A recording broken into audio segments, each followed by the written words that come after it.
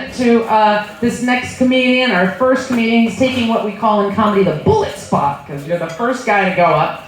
And he's a big favorite of the High Point, and the reason that is because he brings a bunch of people who eat and drink, and then I get to pay my rent. So thank you so much. So I already love you. Please welcome for his second appearance at the High Point open mic, Mr. all the way from Mays Landing, Mike Frampy. Mike Frampy! Mike Frampy!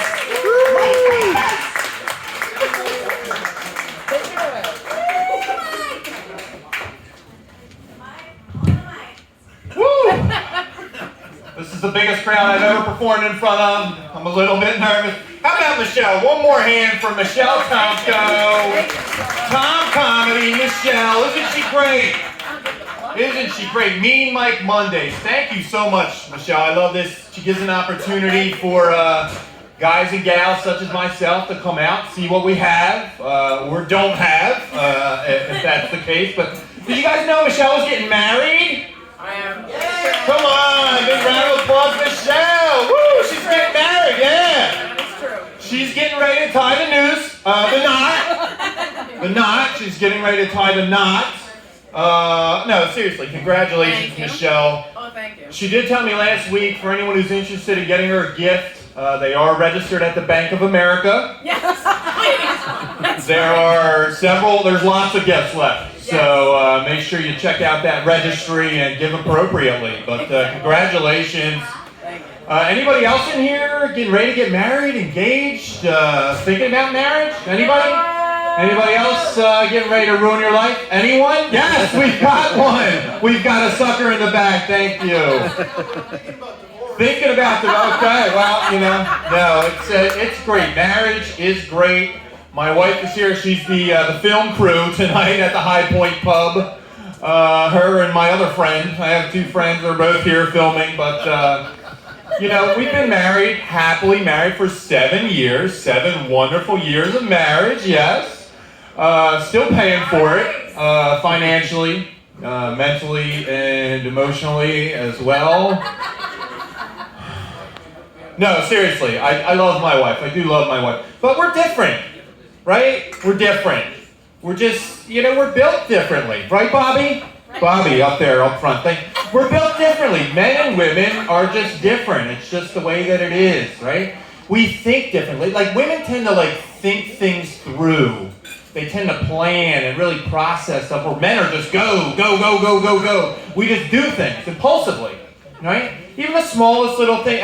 For instance, I bought a gallon of milk. My wife asked me to buy a gallon of milk. This was March 1st.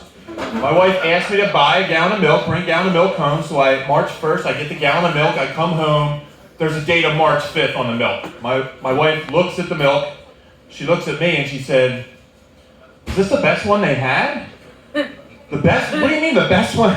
I didn't line them up for an audition. I mean, it wasn't leaking, it was clean, it was right up front. I the best one they had. I could have a pocket full of coupons, go shopping, and I won't use them. They'll just stay in my pocket. I'll completely forget about them. Because men just operate differently. We operate differently, you know? And I gotta tell you, I hate shopping. I can't stand shopping. But if there's one thing that I hate more than shopping, that's shopping with my wife. Thanks, shopping with my wife. What an excruciating experience this is. Yeah, I'll find something around the house, something small. Ooh, I gotta run grab something Home Depot real quick. I'm trying to get out the door and all I hear is, ooh, I wanna go. My heart instantly sinks down because I now know a quick trip to Home Depot is turning into an all-out shopping marathon. Now we have to stop at Michael's, we have to stop at Ollie's, we have to stop at Walmart. We're not getting home until bedtime at this point in time. I just want to run out and grab something. I really absolutely cannot stand shopping. But, you know, women not only, they not only think differently, but they feel and they talk differently, too. Have you noticed this about women? My wife, no lie, my wife can be on the phone for an hour and literally only talk about 2 things the whole entire time, right? She's got the phone up to her ear, she's screaming at the kids, she's making a meal, and the woman on the other line is doing the same thing, Neither one of them are talking. There's these long periods of silence. I get annoyed just observing this. Like, what are you on the phone for? I don't understand. I hate being on the phone. If there's not a purpose, don't call me. Like, seriously, don't even call me. If there's got to be a point to the call, or I don't want it. You know, somebody calls me up, hey, what are you doing? Well, I was actually being really productive, and then you called, so there's that. But my wife does it too. God bless her heart. My wife does it also. Like, I'll be at work. She'll call me. Anybody's wives do this, right? They call you at work. What are you doing? Oh, you wouldn't believe it. We just had a massive party up on the second floor. Drinks were flying around. It was crazy. No, I'm working, right? What are you doing? I'm working. It's what we do here. We work, right? It's work. So, I mean, women think differently, they feel differently, and they do differently. They enjoy different things, right? Like yard sales. Women enjoy yard sales. Any women in here like yard sales? Yeah. Man, do you like yard selling? Yes, she does. She's lying, sir. We know it. You'll tell me the truth later on. Women love yard sales, right? I don't get it. Yard sales. I got news for you. If you don't have tools, sporting equipment, guns or knives, men are not stopping at your yard sale. I hate looking at all the crap in my house that needs to be thrown away. Why would I want to come look at yours, let alone buy it, right? Yard sales are the absolute worst, but my wife loves them. She loves them. She can go to 20 in a day. And it's just exhausting, you know? You ever see the people that drive by the yard sales? They never stop. Real slow. It could be a 20-family yard sale. There's hundreds of tables. In 5 seconds, they've taken it all in. Real slow, drive by. Then they speed up. What were these people looking for, right? What, brand new appliances for $25? It's a yard sale. What did you expect to see at the yard sale, right? But it's just crazy. It's just crazy, you know? So my wife and I did just have a nice meal. Thank you, High Point Pub. How about this food? Come on, round of applause for the food. Woo! Man, what a wild round of applause from all 15 of you. This is just astounding. This is great. No, the food was really, really good. I love the food here. You know, I love going out to eat. If there's one, we have 3 kids. If there's one family event that I enjoy more than any other, it is going out to eat. If we're going somewhere with the kids and the whole family, I'd rather go to eat than do anything else. I love going out to eat. And this meal was even better than the one we had this weekend. We did go out with the kids this weekend.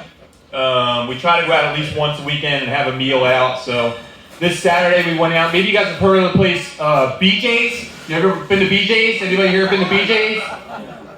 Yeah, so we went to BJ's to eat. You know, we have 3 kids. There's 5 of us, so we split up and we each hit the different sample booths. We each take a few for the family, so we got a few more people, and then we crisscross. We all exchange different sample booths, and we go. You know, you pull out one of those plastic tables that they sell there at BJ's in the aisle. We sit down and we have a nice meal as a family. And it's great. It's great. You know, the guy comes over to you know, so you can't do that. Well, listen, I got to try out this table. You want me to buy it or not? I want to see, you know, if you'll excuse me, my family and I are enjoying a nice dinner. Sometimes if the sample is really good, I'll go up and get more and I'll throw a couple boxes of whatever they're selling into the cart. But then when we're done, we just leave the cart full of food and walk. Come on, kids, let's walk this off straight out to the car. It's great. I love free food, right? I love free food. I love any food. I mean, come on, let's be honest. I love any food. I especially love free food, though. But I can eat, and my wife will tell you this. She'll testify to this. I can eat anywhere, anytime, and that includes the bathroom, right? Well, no round of applause there. So, you know, some people are really sickened by this, and I don't understand it. I never got the phobia of eating in the bathroom, right? You know the toothbrush, the thing you actually clean your teeth with multiple times a day? It lives less than 5 feet away from the toilet, right? All day, every day, people are in and out of this bathroom, stuff's flying through the air, and there your toothbrush stands tall the whole time. Yet I'm gross because I don't want to put down my bag of Doritos nacho cheese flavored tortilla chips for a minute to use the bathroom. I mean, come on. I'm not dipping the chips in the toilet. What kind of explosive diarrhea do you have that you can't bring your peanut butter and jelly sandwich into the commode? All right? Food is great, you know. But I love coming up here, having the opportunity to try to make some people laugh. Hopefully, you're having a good time here tonight. I also love my regular job as well, and I have a couple other jobs. But I love my job, and I got to tell you, one job that I think would probably be really, really tough is being a funeral director. That has got to be just a really rough job. I mean, how do you make plans? If you work at a funeral parlor, how do you make plans, really? You know, you got tickets to the big game or a concert on Saturday, and you're excited. It's only a couple days away. It's Thursday, and a family comes in. You know, they just lost their gammy, and they come in, they're crying. And how do you deal with that? Like, you know, I'm so sorry for your loss. You know, I know this is a really difficult time. We just want to make this process as painless and as easy as possible. Do you know what day you're thinking about having the services? Well, everybody's in from out of state now. We just want to get it done. We were thinking Saturday. Oh, Saturday. Not Monday, right? Not Monday, but it's got to be hard. And it's not even just the planning, working at a funeral parlor. I wouldn't be able to deal just talking to people. I have a hard enough time, and I don't work at a funeral parlor. When somebody's passed away, right, we all kind of have that same type of reaction to somebody, like, oh, I'm so sorry for your loss. Please let me know if there's anything I can do for you. Right? We all say that. Please let me know if there's anything I can do for you. Right? We are all counting on the fact that there is nothing you're going to have for us to be able to do for you. Right?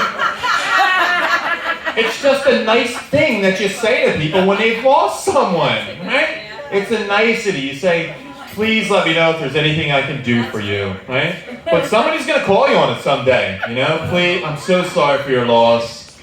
Please let me know if there's anything I can do for you. Well, actually, we're getting together on Saturday. We could really use some help. Oh, Saturday. Thank you very much, guys. Have a great night. I hope you enjoyed it.